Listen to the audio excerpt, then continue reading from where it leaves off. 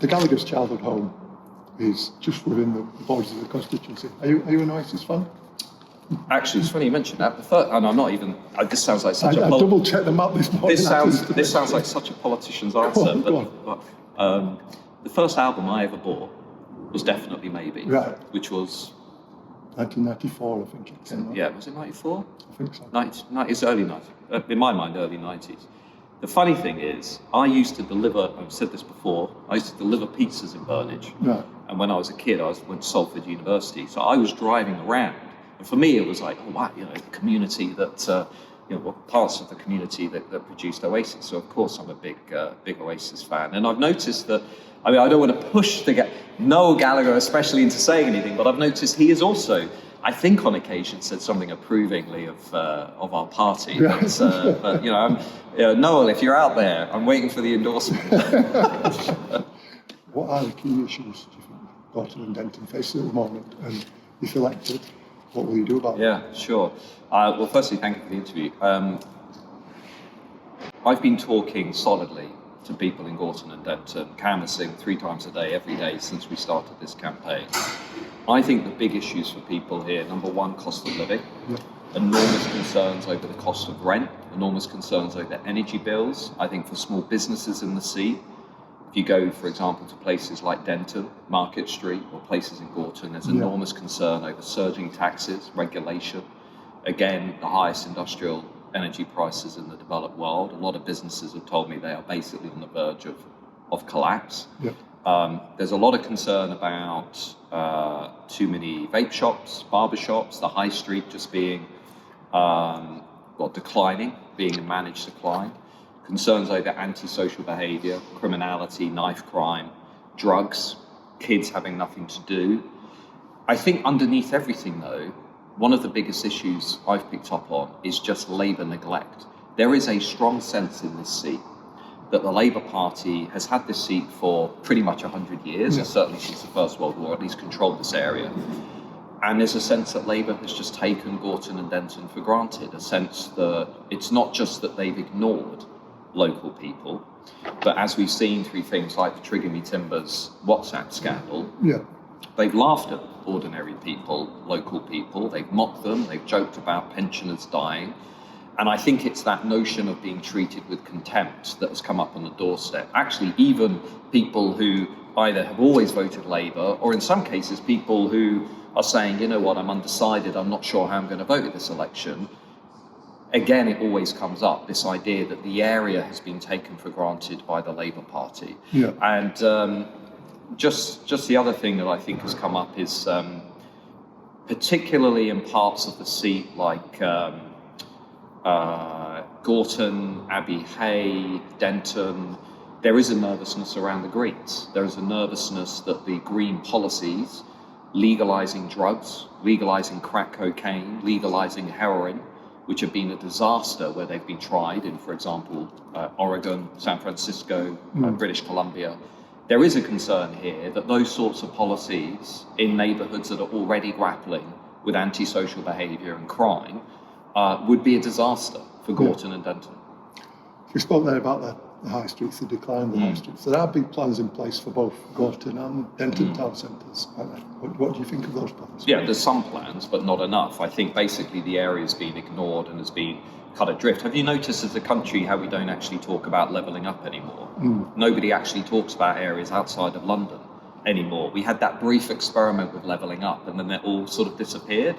The reason for that, I think, is Gorton and Denton does not have a loud, strong champion speaking about Gorton and Denton in Westminster. If you look at where we've had Reform MPs elected, Sarah Pochin in a former Labour seat of Runcorn and Helsby, Lee Anderson in the seat of Ashfield, held by Labour for many years, Nigel Farage in Clacton.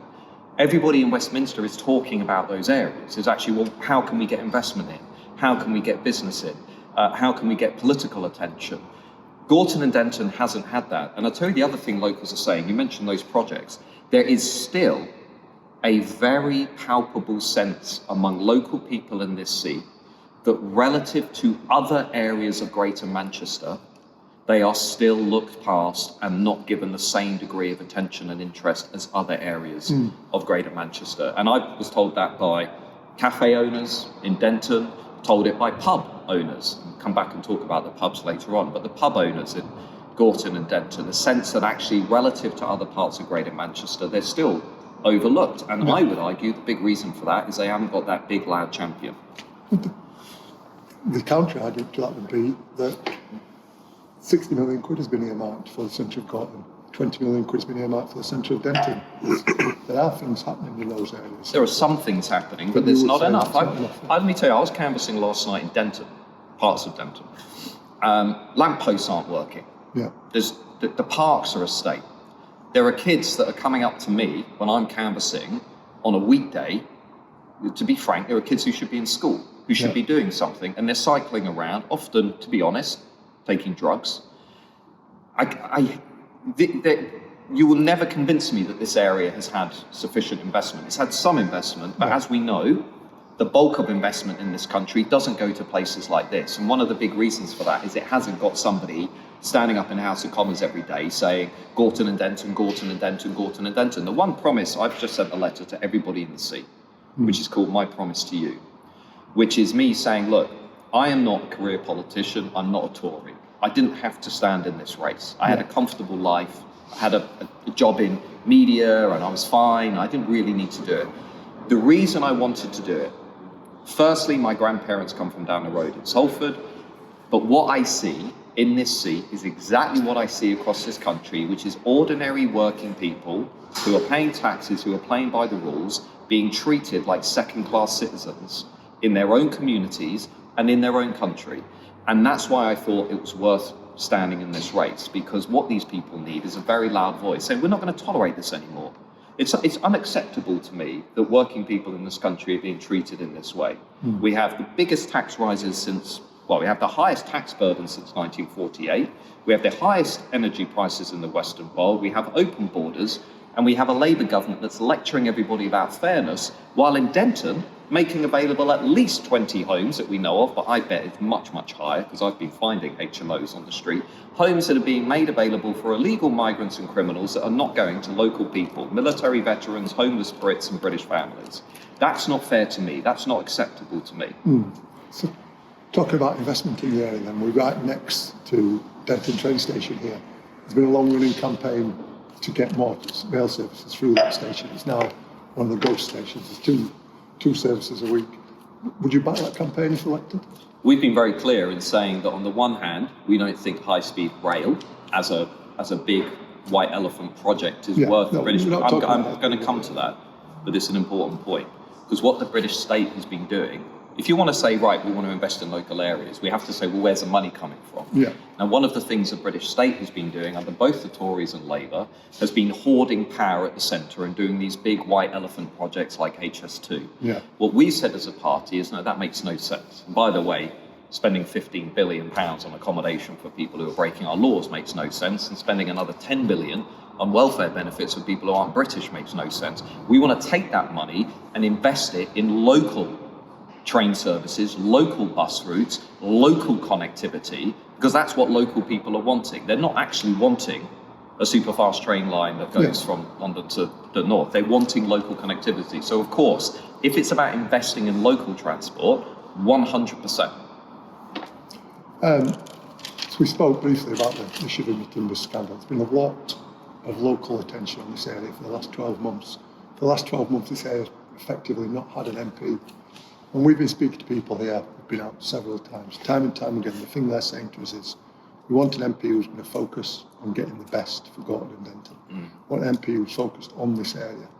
So with that in mind, if you are elected, would you quit your GB News job? Would you move to the area? Well, I'm already living in the area and I'd live here full time. My job would be to put Gorton and Denton on the map. My job would be to make sure nobody... So you already live in the area? Yes. My job would be... So your registered address is in Hitchings? Yeah, I'm already living in the seat during this campaign. Okay. But my overwhelming focus would be to put Gorton and Denton on the map in the way that we've put Runcorn and Helsby on the map. We've put Boston and Skegness on the map. We've put Clacton on the map. Nobody's ignoring those places in Westminster. Even the one thing I've been saying to voters, by the way, is even if you don't agree with everything the Reform parties say, even if you don't agree with everything Nigel Farage says, the one thing you cannot disagree with is that when areas have sent a message to Keir Starmer and to the establishment by electing a Reform MP, those areas are never ignored again. They just aren't. And the reason for that is politics. Everybody wants to win them back. Yeah. So if you're the Labour Party, you know, for Reform win a seat in Greater Manchester, it's an existential blow to the Labour Party. Yeah. Now, the establishment will respond to that by doing everything they can to win this seat back, which means, you know, talking about the area, throwing money at the area, just doing everything they can to win it back. So I've been saying to people on the doorstep is there is both an ideological case for voting for reform, but there is also a practical case for voting for reform, a pragmatic case. And if you want this area to be put firmly on the map, then what better than to send the establishment a message by voting for Reform UK? And one of my advantages, lastly, relative to the other candidates, I do have a very big, prominent national platform. When I'm talking about things that are happening in this seat, as I've already been doing, people are paying attention and they can't ignore it anymore. So you to answer my question, will you quit the GB News? Well, it's to be determined. I think we'll cover the next question I wanted to ask there. It's likely going to be a tight race, three parties likely to split the vote, and what's possibly by-elections are often small turnouts. You could end up representing a lot of people who don't share your politics, whose politics are quite different to yours. How will you represent those people? Well, one of the things I've been doing on this campaign is running a campaign that is very different to the campaign that I'm hearing about from some parts of the media. If you notice at my launch, I was very clear in saying we are here to represent the hard-working, law-abiding majority, irrespective of where you're from in the seat, irrespective of your background, irrespective of your religion. Yeah. If you work hard, if you pay taxes, if you contribute, if you play by the rules, I will stand up for you, fight for you, campaign for you, and be a cheerleader for you. Yeah. So I do not recognise the picture of this campaign that is being painted by some in the media as some candidates are standing up for this community and others are standing up for this community. I'll give you an example. In the last few days, I've campaigned in Lonside, I've campaigned in Burnage, I've spoken at Pentecostal churches, I've spoken to lots of Nigerians who have moved into the seat, I've spoken to Muslim voters in the seat, I've spoken to white working class voters in the seat who have only ever lived in the seat. So this idea that there are candidates speaking up for only certain types of people, I disagree with. In terms of people who are supporting, let's say, Labour and the Greens, I've just been quite clear. I do not agree with some of the things Labour and the Greens are proposing, and I won't obviously change my views.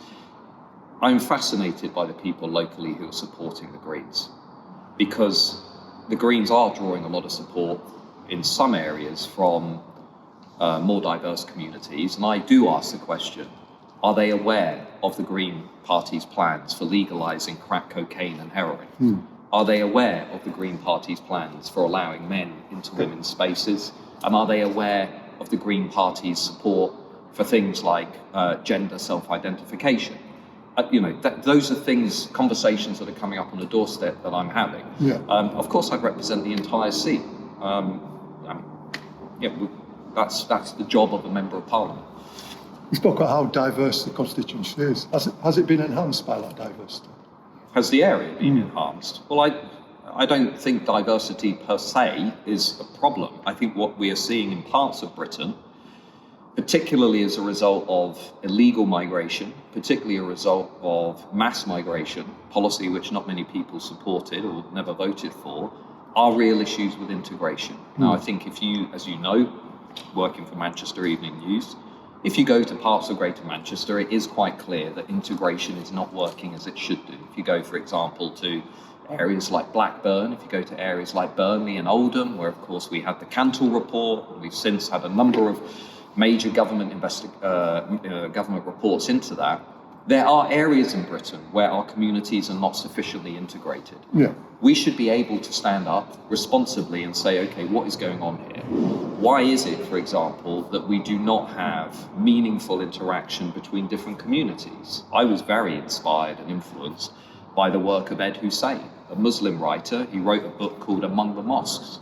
And Ed made the argument that there are parts of Britain where young Muslims, for example, are not having sufficient interaction with their non-Muslim counterparts and vice versa. Yeah. Now, yeah, we can say good things about diversity. It is also true that we have very real problems around integration. Yeah. And what I refuse to do as a candidate is be sort of bullied into this position where you're not allowed to recognise the very real problems. Because it wasn't that long ago we had serious disturbances in places like Leicester.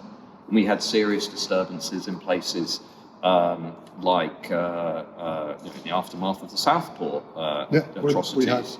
And we need to be able to talk about that. But where we've gone as a country now, because of political correctness, I think, is an inability to even have that conversation. I've noticed that around my candidacy at this election. People saying, well, he said some strident things. My view is actually it's responsible to have this conversation with the people locally and with the country. So talking about some of the strident things you've said in the past, you spoke about how people who were born in Britain aren't necessarily British. I didn't say that. That's a media misleading. What I said, do you know what I actually said? Do you know where that story came from? Not off the top of my head, no. No, exactly. So what I said is, if we are in a country where we have second generation people from second generation communities committing acts like the 7/7 bombings, Salman Abedi walking into Manchester Evening News Arena and blowing apart young children and their families who are going to a pop concert, I will never accept the view that is pushed on us by the left, by progressives, that people like Salman Abedi are as British as the children they murdered. The reason I say that, let's be clear, citizenship is not the same as belonging, and belonging requires more than a piece of paper. What makes a nation is having a strong emotional bond to that community, a sense of belonging to that community. Now, if you're blowing up little kids at a pop concert at Manchester Evening News Arena, you are rejecting that feeling of belonging, that feeling of obligation to the community. So again, we need to have a conversation about why are people committing those acts, those despicable, horrible acts? Why are they not integrating into our country? Why are they murdering our fellow citizens? I will never change my view on that. That is a serious conversation we have to have. Now, when I made those comments about 7/7 bombers and Salman Abedi, I was attacked by people from The Guardian who said, well, these people are just as British as the people they murdered. You also said it in the wake of the Huntingdon train standings, and it was pointed out to you that that attacker was British at the time.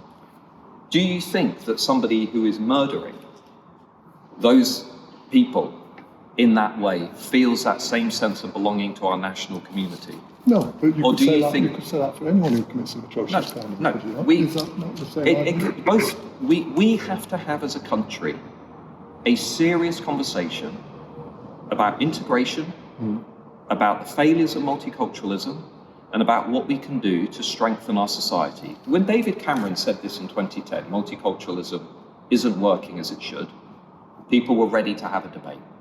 When Suella Braverman and others said it a year or two ago, people were not ready to have that conversation. Does that conversation not start from the point that multiculturalism isn't working? You could look at lots of places around Manchester and say it is working. You know? Do you think multiculturalism is working everywhere in Britain? It doesn't matter what I think. No, but I'm asking you a question. I live in North Manchester. Okay, so you don't think we have a problem with integration in this country? Again, it doesn't matter what I think. No, but this is the issue. I don't think you're going from a standpoint that it's failed entirely. No, I'm saying multiculturalism is not working. But see, again, you've taken my words out of context. What I've said is, I haven't. Listen to what I said a minute ago. Listen to what I said a minute ago. That's what you said. In areas of the country, in specific areas of the country, we have problems with integration. That should not be even debatable.